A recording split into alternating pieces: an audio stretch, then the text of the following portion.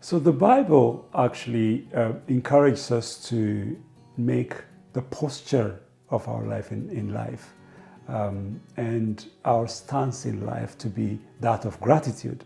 And there is a foundation for a life of gratitude, biblical foundation that we see.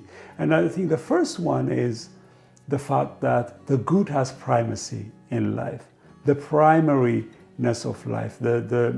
So the good needs to have a primary place in our life and in our mind, in the way we see the world. It is the good that came first, not evil. Evil is an intruder. It came at a later stage. So the coming of evil doesn't discard the presence of the good in the world.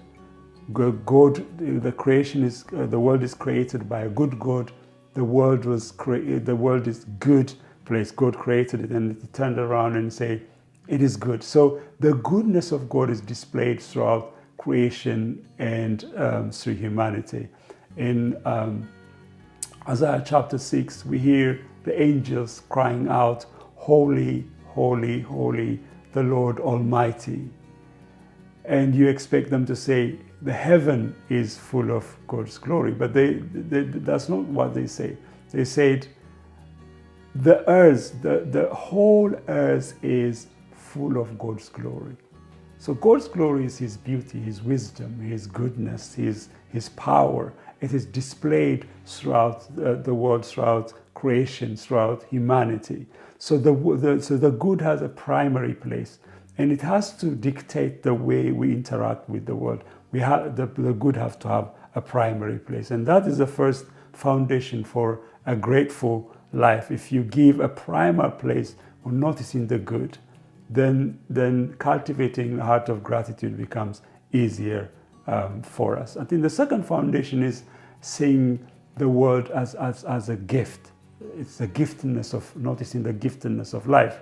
In 1 Corinthians chapter 4, verse 7, Paul talks about, asks actually a rhetorical question to the Corinthians, saying to them, "Who made you to be different?" And then he says, "What is it that you have that you haven't received? And if you have received it, why are you boasting as if you haven't?" So the question, it's a question of what is it that you have that you haven't received, is a very good question that if we pose, the answer becomes there's absolutely nothing. All we have is a gift. It's God's gift. Our salvation is a gift. All all life is a gift, and it's also not only just God's gift, but also a contribution of other people. Because from our birth to days, our life is a contribution of thousands and thousands of people. In fact, there's nothing that we can do on our own.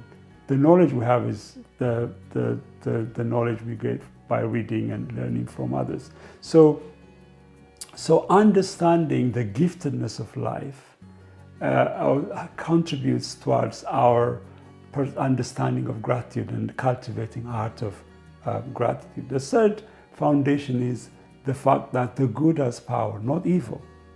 So as the Bible says, don't return evil to evil, but overcome evil by returning good. It demonstrates that the good has more power than evil. It's not evil which has power; it's good. So when we understand our giving primal place for the good, our thinking of the good, our perception of the good has actually power in changing the negatives in our life. Then we become freer to express and practice gratitude.